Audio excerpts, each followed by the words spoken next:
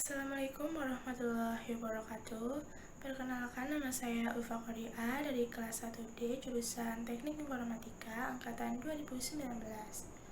Pada video kali ini, saya akan menganalisa proses dengan membandingkan algoritma NSCF dan PSCF. Video ini dibuat untuk memenuhi tugas sistem operasi yang diampu oleh Bapak Lutfi Syafirullah, STM.Com. Penjadwalan NSCF.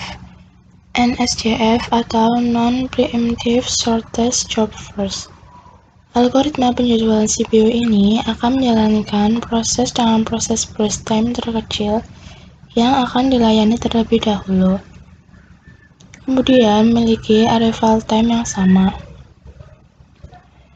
Di sini terdapat 5 buah proses yang akan dieksekusi menggunakan algoritma scheduling NSCF. Waktu kedatangan dan waktu layanan untuk masing-masing proses seperti pada tabel di sini. Kita akan menghitung rata-rata processor time, rata-rata waktu tunggu, dan prioritas proses yang akan dijalankan. Seperti yang sudah diketahui di soal, di sini terdapat 5 buah proses, yaitu proses A, proses B, proses C, proses D, dan proses E. Dan arrival time-nya di sini tuh udah urut 0, 1, 2, 3, 4. Burst time-nya 4, 2, 5, 8, 4. Totalnya yaitu 23.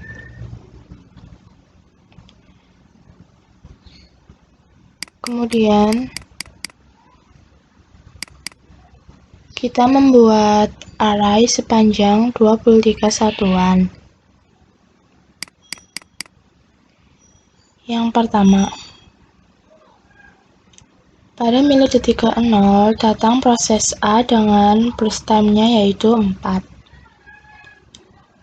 Selanjutnya burst time A yang di sini itu akan dibandingkan.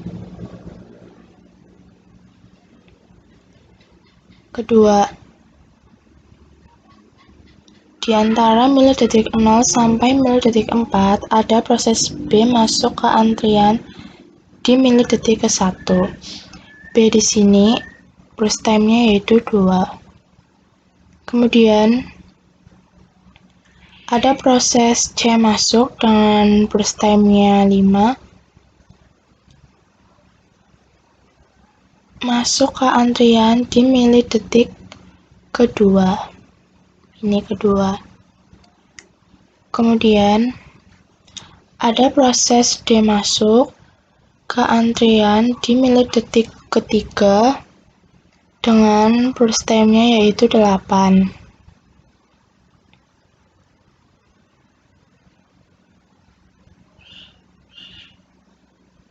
Ketika proses A-nya ini sudah selesai, pada milidetik keempat, proses A di sini itu kan sudah selesai. Lalu akan dibandingkan lagi dengan proses B, C, D, dan E. Kita bandingkan dari keempat proses ini, mana yang memiliki burst time terkecil.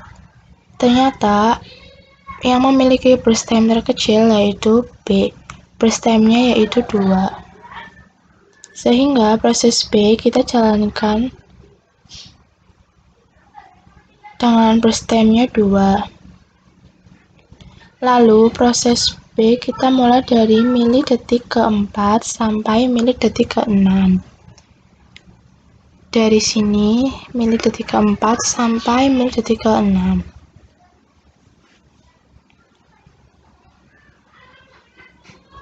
Selanjutnya E di sini burst time-nya yaitu 4. Ternyata ada proses yang belum dikerjakan yaitu proses C dan D.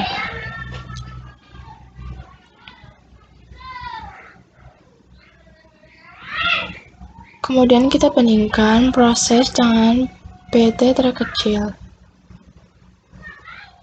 Ternyata yang memiliki burst time terkecil yaitu C. Burst time-nya yaitu 5.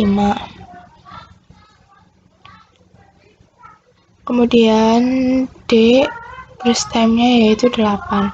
Pada milidetik ke-15, satu-satunya proses yang belum dijalankan yaitu proses D.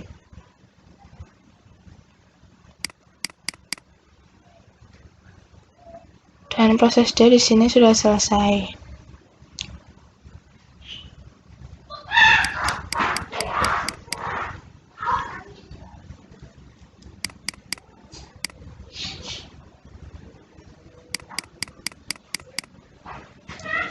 Kemudian kita bikin tabelnya. Tabelnya itu berdasarkan yang sudah diketahui di soal sebelumnya, yaitu proses A, B, C, D, dan E. Arrival time-nya yaitu 0, 1, 2, 3, 4. Burst time-nya yaitu 4, 2, 5, 8, dan 4. Start time-nya. Cara menghitung start time-nya yaitu saat pertama kali dieksekusi. Start time dari A yaitu di sini A saat pertama kali dieksekusi yaitu di 0 pada milidetik ke-0, maka start time A di sini dapat dituliskan 0. Kemudian B di sini saat pertama kali dieksekusi yaitu pada milidetik ke-4, maka di sini kita dapat menuliskan pada proses B start time-nya yaitu 4. Kemudian proses C. Proses C pertama kali dieksekusi yaitu saat milidetik ke-10. Maka di sini proses C dapat dituliskan start time-nya yaitu 10. Proses D. Proses D saat pertama kali dieksekusi yaitu pada milidetik ke-15.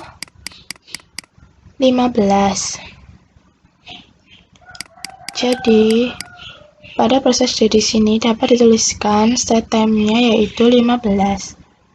Proses E. Proses E saat pertama kali dieksekusi yaitu pada milidetik ke-6. Jadi di sini kita dapat menuliskan start time pada proses E yaitu 6. Kemudian finish time. Cara menghitung finish time yaitu saat terakhir dieksekusi. Proses A. Proses A di sini saat terakhir dieksekusi yaitu pada milidetik ke-4. Maka di sini proses A kita dapat menuliskan finish time-nya yaitu 4. Proses B. Proses B saat terakhir dieksekusi yaitu pada milidetik ke-6. Maka di sini kita dapat menuliskan finish time pada proses B yaitu 6.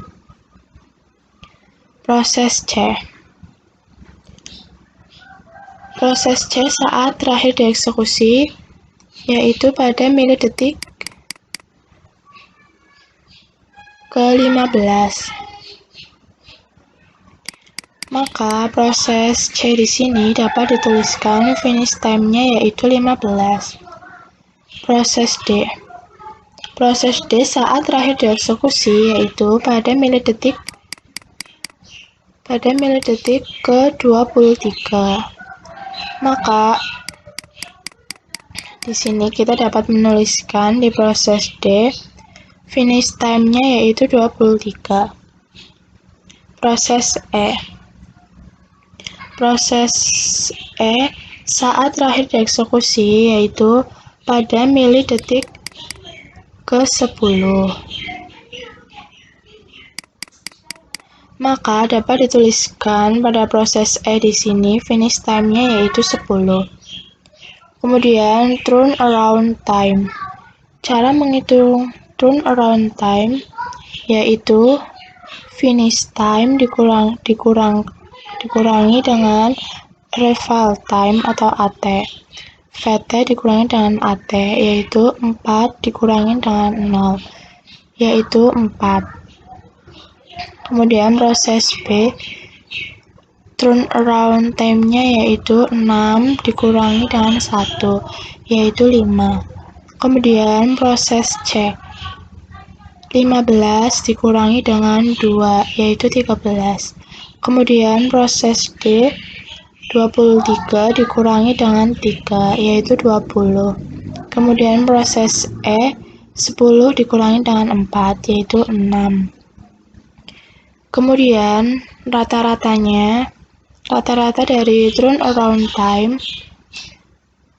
4 ditambah 5 ditambah 13 ditambah 20 ditambah 6 sama dengan 48. Kemudian 48 dibagi dengan 5 proses dari A, B, C, D, dan E, yaitu 48 dibagi dengan 5. Maka rata-ratanya yaitu 9,6. Kemudian waiting time. Cara menghitung waiting time yaitu start time dikurangi dengan arrival time atau ST dikurangi dengan AT, yaitu proses A yaitu waiting time dari proses A yaitu 0 dikurangi dengan 0, maka waiting time dari proses A yaitu 0. Kemudian B, 4 dikurangi dengan 1, waiting time-nya yaitu 3. Kemudian proses C, 10 dikurangi dengan 2, waiting time-nya yaitu 8. Kemudian proses D, 15 dikurangi dengan 3, waiting time-nya yaitu 12. Kemudian proses E, 6 dikurangi dengan 4, waiting time-nya yaitu 2. Kemudian rata-rata dari waiting time-nya yaitu 0 ditambah 3 ditambah 8 ditambah 12 ditambah 2 ditambah 5, kemudian dibagi dengan 5 proses yang di sini, yaitu hasilnya 25 dibagi dengan 5, maka rata-ratanya di sini yaitu 5.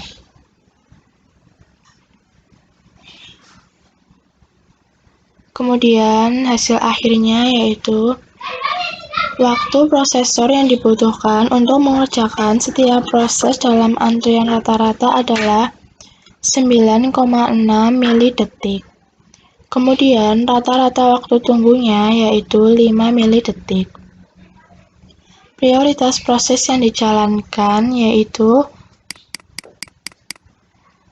A, B, E, C, dan D. Penjadwalan PSJF atau Preemptive Shortest Job First. Cara kerja dari PSJF yaitu jika ada proses yang sedang dikerjakan, kemudian tiba-tiba ada proses lain yang datang dengan nilai burst time-nya lebih kecil dibandingkan dengan sisa prosesnya, maka yang dikerjakan yaitu proses interupsi terlebih dahulu, dan sisa proses yang tadi itu dikembalikan ke dalam antrian. Seperti yang sudah diketahui di soal, di sini terdapat 5 buah proses, yaitu proses A, proses B, proses C, proses D, dan proses E. Dan arrival time-nya yang sudah urut yaitu 0, 1, 2, 3, 4. Burst time-nya yaitu 4, 2, 5, 8, 4. Totalnya yaitu 23.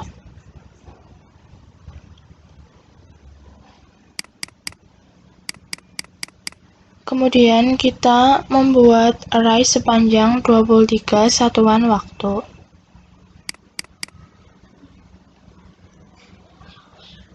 Pada T sama dengan 0, pada milidetik ke-0 datang proses A dengan PT-nya yaitu 4.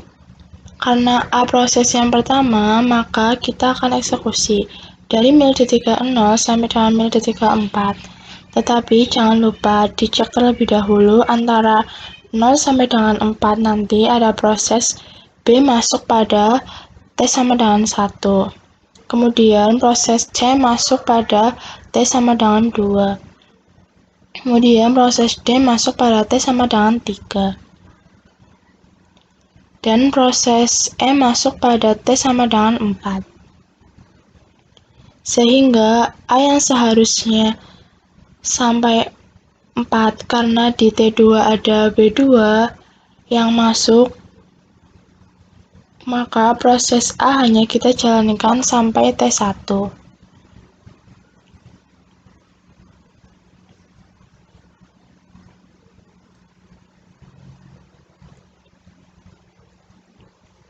Kemudian pada T sama dengan 1 masuk proses B yaitu PT-nya 2. Di sini masuk proses B dengan PT2 sehingga A yang semula PT-nya 4 sudah dikerjakan dengan PT1.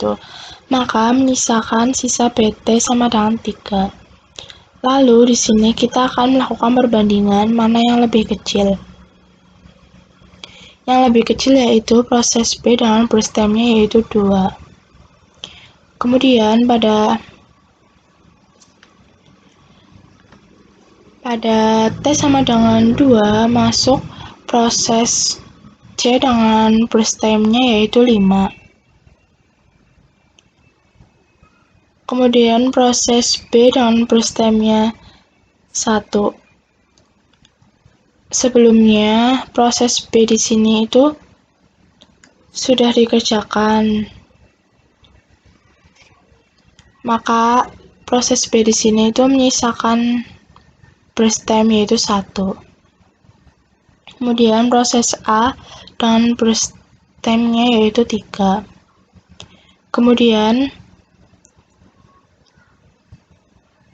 Kemudian dilihat manakah yang berstemnya paling kecil, yaitu proses B dengan berstem 1. Kemudian di T sama dengan 3 masuk proses D dengan berstem 8, proses C dengan berstemnya 5, proses A dengan berstemnya yaitu 3. Karena sebelumnya proses A itu sudah dikerjakan, sehingga menyisakan berstemnya yaitu 3. Kemudian dibandingkan manakah yang berstemnya paling kecil, yaitu proses A dan berstem 3. Kemudian pada T sama dengan 4 masuk proses E dengan berstem 4. Proses A yang semula berstemnya 3 sudah dikerjakan dengan berstem 1. Maka menyisakan berstemnya pada proses A yaitu 2. Proses C dengan berstemnya yaitu 5. Proses D dengan berstemnya yaitu 8. Lalu kita bandingkan manakah yang berstemnya paling kecil, yaitu proses A dengan berstemnya yaitu 2. Kemudian pada T sama dengan 6 masuk proses C dengan berstem 5, masuk proses D dengan berstem 8, proses E dengan berstem 4. Kemudian dibandingkan mana yang berstemnya paling kecil, yaitu proses E dengan berstem 4. Pada T sama dengan 10 masuk proses C dengan berstem 5, masuk proses D dengan burst time 8, kemudian dibandingkan manakah yang burst time-nya paling kecil, yaitu proses C dengan burst time 5.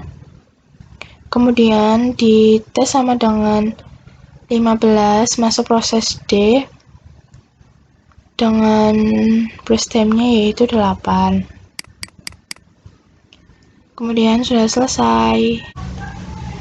Kemudian kita dapat mengisikan tabelnya yaitu proses A, proses B, proses C, proses D, dan proses E dengan arrival time dan burst time yang sudah diketahui di soal sebelumnya, yaitu 0, 1, 2, 3, 4.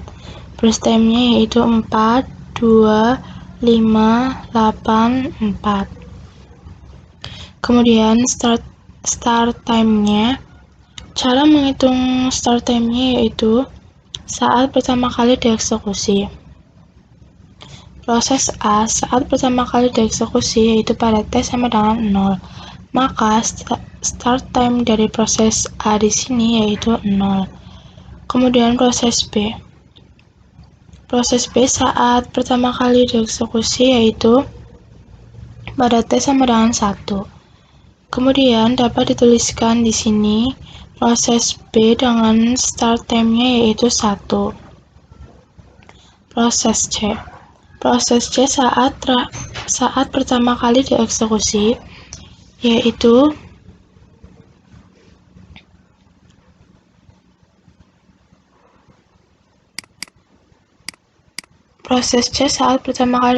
yaitu pada T sama dengan 10. Maka di sini kita dapat menuliskan proses C dengan start time-nya yaitu 10. Proses D.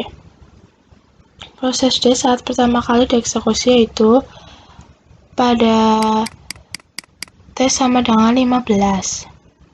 Maka pada tabel kita dapat menuliskan proses D start time-nya yaitu 15. Proses E. Proses E saat pertama kali dieksekusi yaitu pada T sama dengan 6.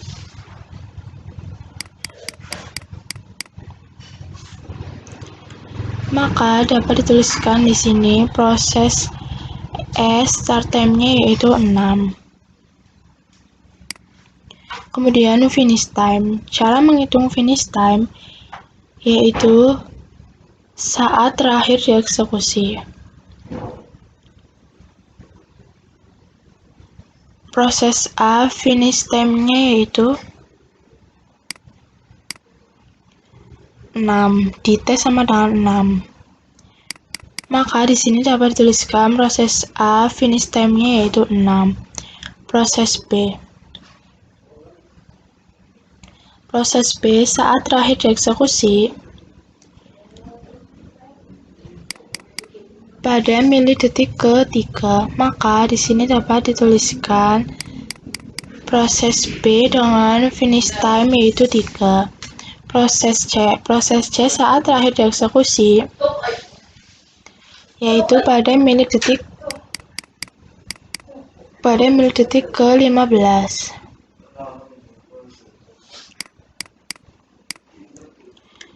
Maka proses C di sini dapat dituliskan dengan finish time yaitu 15. Proses D. Proses D saat terakhir dieksekusi yaitu pada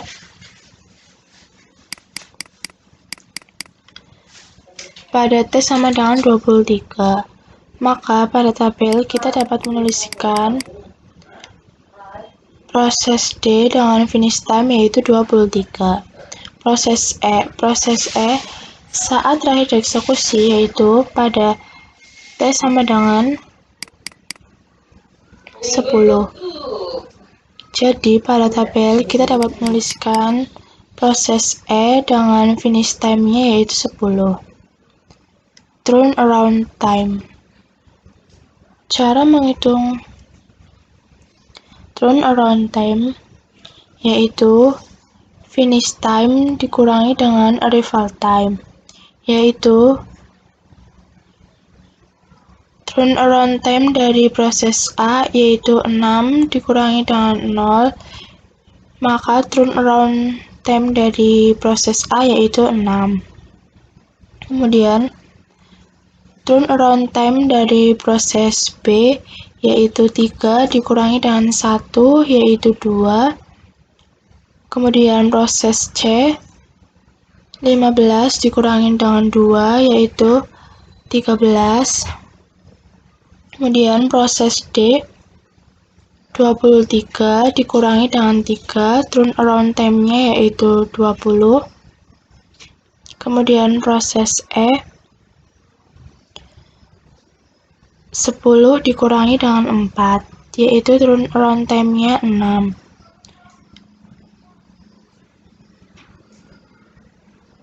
Maka rata-ratanya yaitu 6 ditambah 2 ditambah 13 ditambah 20 ditambah 6. Hasilnya yaitu 47. 47 dibagi dengan 5 proses dari tabel ini, yaitu 47 dibagi dengan 5, yaitu rata-ratanya adalah 9,4. Waiting time.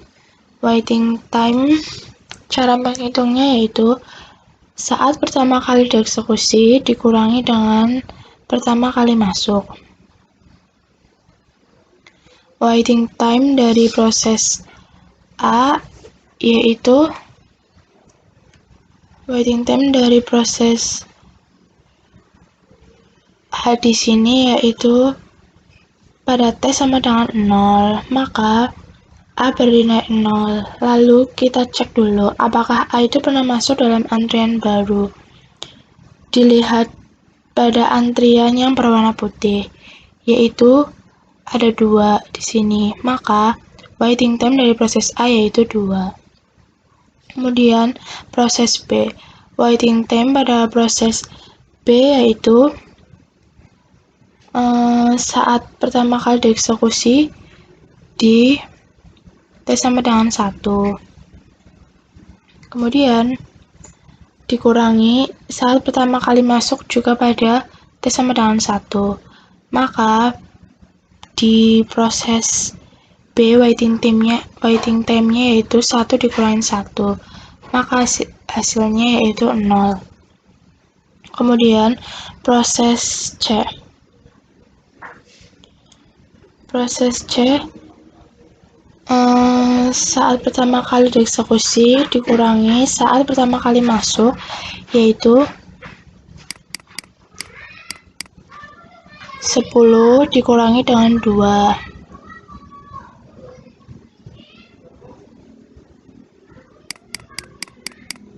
Maka proses C waiting time-nya yaitu 8. Proses D waiting time-nya yaitu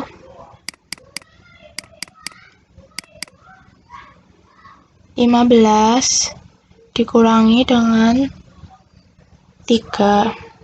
Maka waiting time dari proses D yaitu 12. Proses E. Waiting time dari proses E yaitu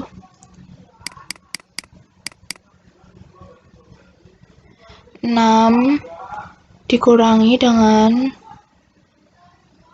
4.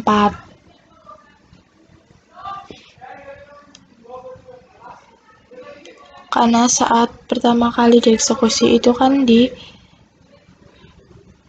T sama dengan 6 di sini. Kemudian saat pertama kali masuk yaitu di sini di T sama dengan 4. Maka waiting time dari proses E yaitu 2. 6 dikurangi dengan 4 sama dengan hasilnya yaitu 2. Rata-rata waiting time-nya yaitu 2 ditambah 0 ditambah 8 ditambah 12 ditambah 2, kemudian dibagi dengan 5, yaitu 24 dibagi dengan 5, rata-ratanya menjadi 4,8. Kesimpulannya adalah Waktu prosesor yang dibutuhkan untuk mengerjakan setiap proses dalam antrian rata-rata adalah 9,4 milidetik. Kemudian, rata-rata waktu tunggunya yaitu 4,8 milidetik. Kemudian, prioritas proses yang dijalankan yaitu A, B, A, E, C, dan D. Sekian yang dapat saya sampaikan. Kurang lebihnya mohon maaf. Wassalamualaikum warahmatullahi wabarakatuh.